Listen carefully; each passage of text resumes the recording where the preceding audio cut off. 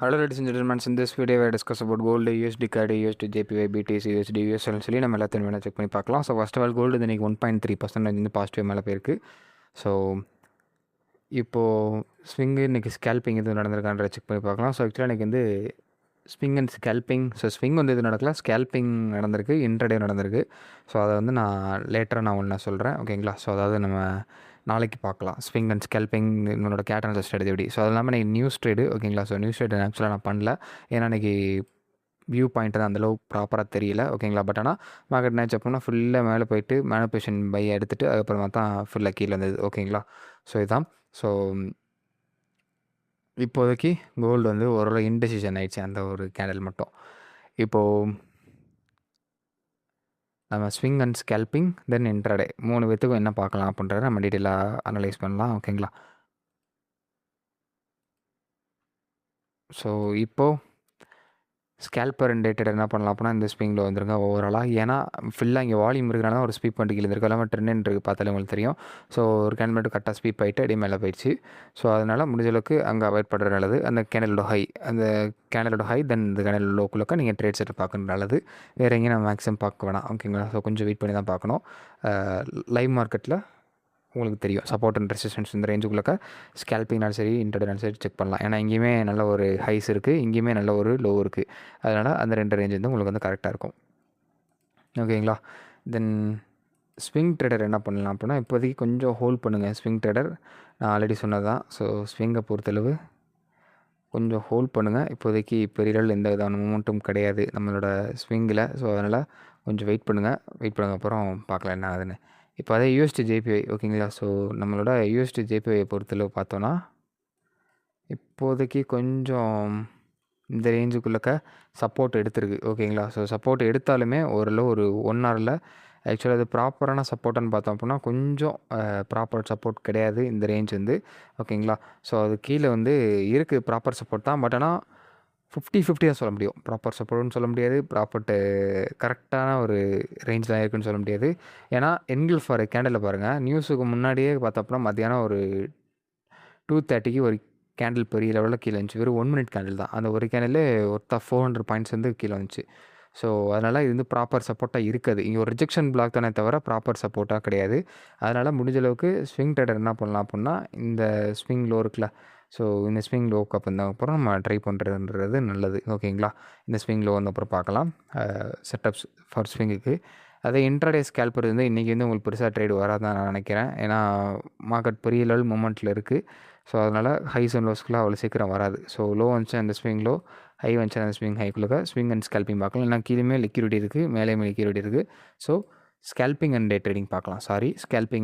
பார்க்கலாம். ஸோ ஜிபிசிஹெச்எஃப் பார்க்க மாட்டோம் நம்ம. NAS 100 US 30 பார்க்கலாம். ஸோ NAS 100 பொறுத்தளவு பார்த்தோம் அப்படின்னா நம்மளுக்கு அதுவுமே ஆல்மோஸ்ட் டோஜி தான், ஓகேங்களா. ஸோ ப்ராப்பர் ரெசிஸ்டன்ஸ் லெவல் இந்த இருக்குது, அந்த ஸ்விங் ஹை வரைக்கும் நம்ம போயிட்டுருக்கு. இப்போதைக்கு டே ட்ரேடர்னாலும் சரி ஸ்கேல்பர்னாலும் சரி இந்த ஸ்விங் ஹை போங்க. அதே ஸ்விங் லோ பொறுத்தல பார்த்தோம் அப்படின்னா நீங்கள் இந்த லோ கீழே சூஸ் பண்ணிக்கோங்க, ஓகேங்களா. டே ட்ரேடர்னாலும் சரி ஸ்கேல்பிங்னாலும் சரி. தென் US 30. ஸோ US 30 பொறுத்தல பார்த்தோம் அப்படின்னா இதுவும் அதே தான். ஸோ இன்டெசிஷனில் தான் இருக்குது இதுவுமே. அடுத்து இதுலேருந்து 7 o'clock ஒரு வால்யூம் வரும். ஸோ அந்த ரேஞ்சில் நம்ம செக் பண்ணி பார்க்கலாம். இந்த ஸ்விங் ஹை தென் இந்த ஸ்விங் லோ குள்ளக்க நம்ம செக் பண்ணி பார்க்கலாம், ஓகேங்களா, for scalping and day trading. Then silver, ஓகேங்களா. ஸோ சில்வரை பொறுத்தல பார்த்தோன்னா இந்த ஸ்விங் ஹை போயிருங்க, ஸ்கேல்பர்னாலும் சரி டே ட்ரேடிங்னாலும் சரி. அதே கரெக்டாக இந்த ஸ்விங் லோ வந்துருங்க, ஸ்கேல்பர்னாலும் சரி டே ட்ரேடிங்னாலும் சரி, ஓகேங்களா. ஏன்னா அந்த ஹைஸ் அண்ட் லோஸ்குள்ளே முடிஞ்சளவு பார்த்துக்கணும், அவ்வளோதான். மேலே வால்யூம் இருக்குது, கீழேயுமே வால்யூம் இருக்குது. தென் ஸோ அதில் ஸ்விங்கு பார்க்கல நம்ம. ஸோ ஸ்விங்கை பார்த்துருவோம். ஸ்விங்கை பொறுத்து ஆல்ரெடி நான் சொல்லியிருந்திருப்பேன். ஸோ ஓவராலாக அப் ட்ரெண்டு தான். பட் ஆனால் கொஞ்சம் தூரம் கீழே இருந்த அப்புறம் ட்ரேட் செட்டை பார்க்கலாம் அப்படின்னு. இப்போது இதுவுமே ஒரு 4 ஹவரில் ஒரு ட்ரெண்ட் அண்ட் கிரியேட் ஆகி போய்கிட்டு இருக்குது, பார்த்தாலே உங்களுக்கு தெரியும். ஸோ 4 ஹவரில் ஒரு ட்ரெண்ட் அண்ட் பேசிஸில் மார்க்கெட் போயிருக்கு. ஸோ பார்த்தாலே உங்களுக்கு தெரியுதா ட்ரெண்ட் அண்ட் இருக்குது. ஸோ ட்ரெண்ட் அண்ட் ப்ரோக் ஆனதுக்கப்புறம் கூட நம்ம வந்து ஸ்விங்கானது நம்ம செக் பண்ணி பார்த்துக்கலாம். செல்லுக்கான ட்ரேடு தான், ஓகேங்களா. இப்போ அதே யூஎஸ்டி கார்டை பொறுத்தளவு இன்னமும் again and again lower low போயிட்டு தான் இருக்குது. இஃப் இன்கேஸ் இந்த லோயர் லோவை வந்து இந்த பாக்ஸை நம்மளோட யூஎஸ்டி கார்டு என்கல்ஃப் ஆயிடுச்சு அப்படின்னா இது நல்லாவே ஓரளவு ஒர்க் அவுட் ஆகக்கூடிய ஜோன் தான். நல்லாவே resistance, support, resistance break out, then retracement, sell, மறுபடியும் பிரேக் ஆக முடியாமல் திணறி எனக்கு வந்து மறுபடியும் செல் ஆயிருக்கு. ஸோ இது வந்து ஒரு மேஜர் சப்போர்ட் அண்ட் ரெசிஸ்டன்ஸ் இந்த ரேஞ்சு, இப்போ வச்சுருக்க ரேஞ்சு. ஸோ வீக்லியில் பார்த்தாலும் சரி, ஒன் டேயில் பார்த்தா வீக்லிலே பெரிய லெவல் ரிஜெக்ஷன் நடந்திருக்கு. ஸோ இப்போதைக்கு இந்த ரேஞ்ச் வந்து ரொம்பவே ஒரு க்ரூஷியலான ரேஞ்சு. ஸோ இந்த ரேஞ்சில் நம்ம ஒரு 4 ஹவரில் என்கல்ஃப் ஆகணும். இதே 4 ஹவர் கேண்டில் இல்லை அதுக்கடுத்த கேண்டில் எடுக்கட்டும், இன்னும் 2 மினிட்ஸில் தெரிஞ்சிடும் என்கல்ஃப் ஆகுதா ஆகலையான்னு. அப்படியே என்கல்ஃப் ஆயிடுச்சு அப்படின்னா இந்த ஸ்விங் லோவில் என்ட்ரி, மறுபடியும் என்கல்ஃப் ஆகி கொஞ்சம் தூரம் கீழே வரும், ப்ரோக் ஆகிடுச்சு, ரீட்ரேஸ்மெண்ட் திரும்ப மேலே தான் போகணும். இந்த ரேஞ்சில் மறுபடியும் ரீட்ரேஸ்மெண்ட் வரணும். இங்கேருந்து என்கல்ஃப் ஆயிரும். என்கல்ஃப் ஆச்சு அப்படின்னா நம்ம என்கல்ஃப் ஆகி கொஞ்சம் தூரம் கீழே இருந்தாலும் வரும். அப்படியே ஒரு 1 ஹவர் டைம் ஃப்ரேம் அங்கே வரைக்கும் மேலே போவோம். ஓகேங்களா, 1 ஹவர் டைம் ஃப்ரேம் போயிடணும். அங்கே இருந்து ஒரு செல்லுக்கான சோச்சு வருதான்றதை செக் பண்ணி பார்க்கணும். ஓகேங்களா, அப்போ தான் இது வந்து செல்லுக்கான வேலிடான ட்ரேடு, இல்லைனா வேலிட் கிடையாது. கொஞ்சம் வெயிட் பண்ணால் செய்யணும். இப்போதைக்கு இதில் ட்ரேட் செட்டை பார்க்கக்கூடாது. கொஞ்சம் வெயிட் பண்ணால் இது என்ன ட்ரேடு, அதாவது என்ன வேலிடேஷன்றது தெரிஞ்சிடும். பைக் போப்பா செல்லு போப்பா தானே. ஸ்விங்லோ ஒரு க்ரீன் ட்ராக் இருந்ததுக்கப்புறம் அந்த ஸ்விங்கில் வச்சுக்கோங்க, ஸ்கேல்பர் அண்ட் டே ட்ரேடர். அதே ஸ்விங் ஹை பொறுத்தளவு நீங்கள் மேக்ஸிமம் இந்த ஹை யூஸ் பண்ணுங்கள். முடிஞ்ச அளவுக்கு க்ளோஸ் பண்ண பாருங்கள், உடனே க்ளோஸ் பண்ண பாருங்கள். Swing and scalper and day trader. ஓகேங்களா, ஸோ வீடியோ லாஸ்ட்டில் இது வந்து எப்படி ப்ரோக்காக இருக்குது, என்கல்ஃப் ஆயிருக்கா ஆகலையான்றதை நம்ம செக் பண்ணி பார்த்துருவோம். ஸோ ஹீரோ யூஸ் நல்ல மூவ்மெண்ட் கொடுத்துருக்கு, பட் ஆனால் எதுவுமே கீழே தான் மேலே மூவ்மெண்ட் கொடுத்துருக்கு. இதை பொறுத்தவரை இந்த ஸ்விங் ஹை, தென் இந்த swing low for scalping and day trading பார்க்கலாம். ஏன்னா மேலேயும் வால்யூம் இருக்குது, கீழேயும் வால்யூம் இருக்குது. ஓகேங்களா, ஸோ இப்போ அதே இதை பொறுத்தளவு நம்ம ஆல்ரெடி சொல்லியிருந்திருப்போம், இந்த ரேஞ்சில் ஒரு 1 ஹவரில் ஆல்ரெடி ஒரு ரிஸ்கெஸ்ட் ட்ரேடாக சொல்லியிருந்திருப்போம். ஸோ 1 ஹவரில் ஒரு என்கல்ஃப் ஆன உடனே ட்ரேட் செட்டை பார்க்கலான்னு சொல்லியிருந்திருப்போம்.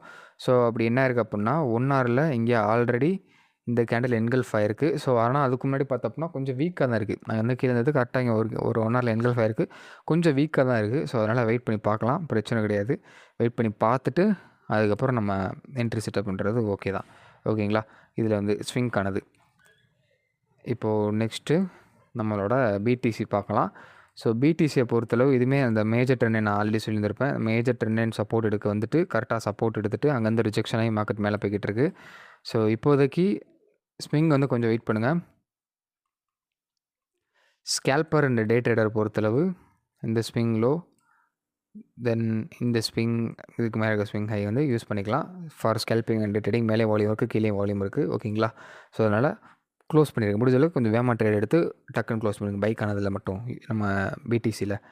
இப்போது யூஎஸ் ஆயிலை பொறுத்தளவு பார்த்தோம் அப்படின்னா இந்த ஜோன், தென் இந்த zone for scalping and day trading வச்சுக்கோங்க. வேறு எங்கேயும் பார்க்காதீங்க, ஏன்னா ஃபுல்லாக இங்கேயே வால்யூம் இருக்குது. இதுவுமே பைக்கான ட்ரேடு, பிடிசி மட்டும் தான் கொஞ்சம் முடிஞ்ச அளவுக்கு டக்குன்னு அவாய்ட் பண்ணிட்டு வந்துருங்க.